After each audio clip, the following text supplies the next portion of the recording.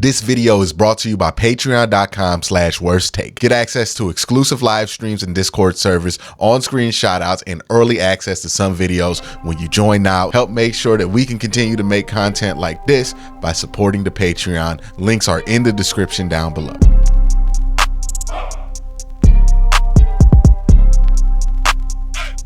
All right, let's do our 53-man roster prediction a week before they cut this roster down. I'm going to try to predict things on multiple layers. So not just what players make the 53. We're also going to talk about what players will probably start out the year on the PUP list. And if those players are on the PUP list, and then you got one player who's going to make the team that's on IR and Luke Whippler, who gets cut and then brought back later because of the PUP list and also some kind of scenarios in the practice squad. So let's jump into it, man. First position we're going to look at is quarterback. This is simple. Deshaun Watson, Jameis Winston. I don't have the Browns keeping the third quarterback. There is a chance that if they cannot move DTR, they will keep DTR as the third quarterback, as a developmental player, not as somebody they intend to play. I still think no matter what, they're going to claim Tyler Huntley on the practice squad, and that will be their third option to start a game during the season. So Watson, Winston, maybe DTR if they can't move him, because I don't see them just outright cutting him, and then they'll cut Huntley and bring him back on the practice squad. Running back, I got Chubb, who's going to start the year out on the PUP list, Jerome Ford, Deontay Foreman, and then Nyheim Hines. Now, both of those players, Chubb and Hines, are likely to start out on PUP.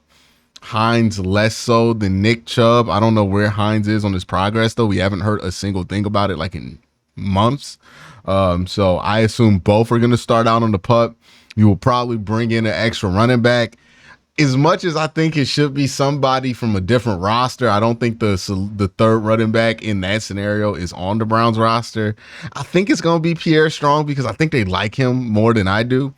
So if the Browns keep Ford and Foreman and they put Chubb and Hines on PUP, then expect Pierre Strong to make the final roster. While recording this video, it came out that Pierre Strong just got sent to the hospital on a punctured rib, so hope he's okay.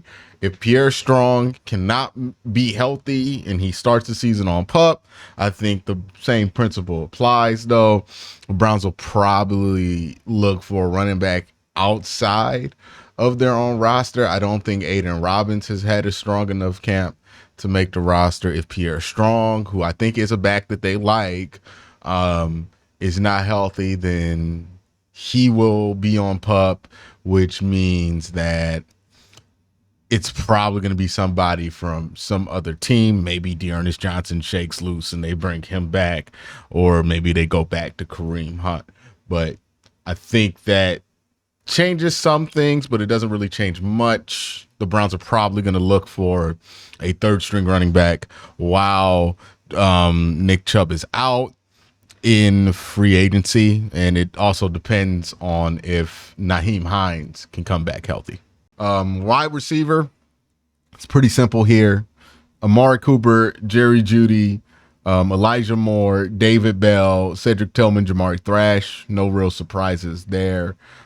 Tight end, David Njoku, Jordan Atkins. I don't think they're going to keep a third tight end. I think that's the whole reason they made that move for Nick Harris, because he can be a fullback, a H-back, and a third tight end in some extra eligible tackle situations.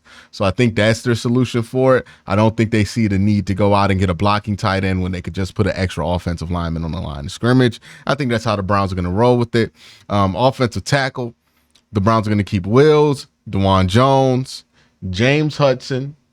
They're also going to keep Jermaine Ifedi, in my opinion, and then Jack Conklin, who's going to start the year out on PUP. I'm surprised Jack Conklin is going to start the year out on PUP. I'm surprised that I'm projecting Jack Conklin to start the year out on PUP, to be honest with you. Did not expect us to get to this point, and Jack Conklin has not practiced yet. Same with Jed Wills. But I think Jed will be back for week 1. I think he'll probably be back after this preseason game. But Jack Conklin, no word on when he's coming back. I got to assume he's on PUP. And I think the backups will be maybe James Hudson, maybe Jermaine Ifedi. Really wouldn't be surprised if the Browns cut Hudson and Ifedi and just went with two guys off the waiver wire if the right names popped up. If you want to know what the right names would be that could pop up on the waiver wire, go ahead and watch my video that I made about the offensive line moves that the Browns could make for backup tackle. The thumbnail is there, and the link will hopefully be in the description. Offensive guard, Joe Bitonio, Wyatt Teller, Zach Zinter, Michael Dunn are the four guards I think they're going to keep here. Center, they're going to keep Ethan Posick and Nick Harris, and Luke Whippler will be on IR. But in order to put a player on IR for the regular season, you have to roster them on the 53-man roster, I believe. So he will make the 53-man roster. And again, we'll talk about who gets cut and brought back in a second here. Edge, pretty simple. It's the same exact room from last year. Miles, Zadarius Smith, Obo Okoronkwo, Alex Wright, Isaiah McGuire. No real change there. Defensive tackle, Dalvin Tomlinson, Shelby Harris, Maurice Hurst, Mike Hall, Quentin Jefferson, and maybe Chris Williams makes that list here. I don't think Jawan Briggs makes it, even though he's a 7th round pick. I don't see the Browns having much of a need for another kind of nose in this system. They barely use Dalvin Tomlinson like a nose, and he's a nose. But they play him like a 3 tech. I don't see the need for them to have two players in that role. I do think Jawan Briggs would make it on the practice squad, and I think that's where Jawan Briggs would be. But I think that's a good spot for him to be at. But that's who I think is going to make the room at defensive tackle. Linebacker, JOK, Jordan Hicks, Mahmoud Diabite, Bookie Watson, so that's Nathaniel Watson, Tony Fields, and Devin Bush. I think the internet is way lower on Tony Fields than the Browns are. I think the Browns like Tony Fields. He played a ton of snaps last year, considering that he's not one of the bigger names that the Browns could have played at linebacker. But they like him. I think they like Tony Fields. I think they like him as a guy who could play some snaps on regular defense, and they like him as a special teamer. I think Tony Fields is going to make this team, and it's not going to be that much of a surprise. Now, Devin Bush could make the team as a special teamer, but I think they prefer Tony Fields to Devin Bush. And Devin Bush would probably be the first guy off the 53 if they had to keep somebody else. So if you keep DTR, Devin Bush is off right there. Boom. DBs, Denzel Ward, Martin Emerson, Greg Newsome, Cam Mitchell, Miles Harden, Justin Hardy. Justin Hardy's here for special teams. Miles Harden is a draft pick, 6th round. They're going to keep him on the roster. Cam Mitchell is somebody that they're happy with. And then obviously Ward, Emerson, and Newsome are going nowhere. Safety room is pretty simple as well. Delpit, Thornhill, McLeod, Hickman, Bell. No real surprises there. Now, the Browns do have some roster maneuvering to do. They have to put a couple guys on PUP. They have to put some guys on IR. I would expect them to cut probably Chris Williams, Maurice Hurst, and Devin Bush, with the understanding that they are going to be brought back to the 53-man roster once they officially put some players on PUP and IR. So you're going to hear that these guys didn't make the 53-man roster. They'll probably be back. That's probably the plan. They've done this with Maurice Hurst a couple of times. They'll probably do it again. You're going to hear some articles panicking about this. This literally happens 3 times a year with the Browns. They'll start somebody off the practice squad. It'll get leaked out that this guy's on the practice squad. Anybody can pick him up, but it's not going to be the case because that player's not going to have an opportunity to start on a random team that wants to pick him up. Either way, you're going to hear articles about, are they going to lose this player? They could lose this player, panicking about it. The Browns said this was like their backup tackle, Chris Hubbard, a couple of times too, and people freaked out about it. They're going to do this. It's probably going to be a name that you're not expecting. It's going to be a bigger name than you would expect that they cut, but they're going to bring that player back, and they're going to put it out there pretty quickly that they're planning on bringing that player back. So keep your eye out for that. example of this that might become very relevant when it comes to cut down day is Chris Hubbard, who the Browns cut while he was slotted to start week 1 for the Cleveland Browns. And then they brought him back just in time to play for against the Carolina Panthers. It wasn't just in time, it was with plenty of time, but a lot of people made a lot to do about that. If Jermaine Ifedi is going to be the backup for Jed Wills, and we're not 100% sure if Jed Wills plays week 1.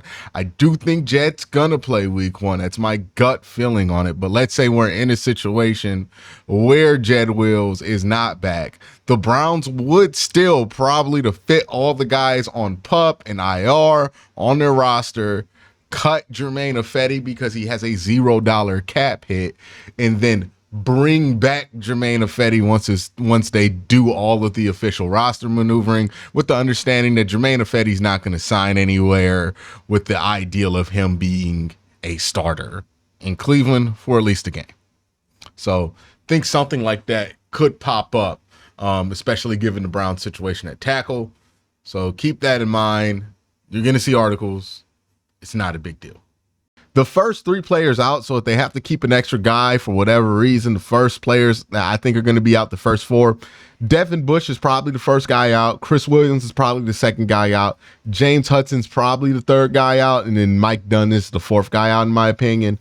I think they can live with those guys not being on the roster. So if they have to keep somebody, if they want to keep DTR, if they want to keep an extra DB here or there, if they want to keep Jawan Briggs because he is a draft pick, Devin Bush, Chris Williams, James Hudson, Michael Dunn, in that order will be the first 4 out. The practice squad for the Cleveland Browns, in my opinion, will look like this: Khalifa Lisi, Tyler Huntley, Pierre Strong, Darden, Michael Woods, Jawan Briggs, Jameer Cohen, Zaire Mitchell-Payton, and Siaki Ika. Now, I think there's a chance that the Browns can move Siaki Ika to a team that wants to put him on the 53. But if the Browns cut Siaki Ika, I expect them to be pretty aggressive about getting him back on the practice squad.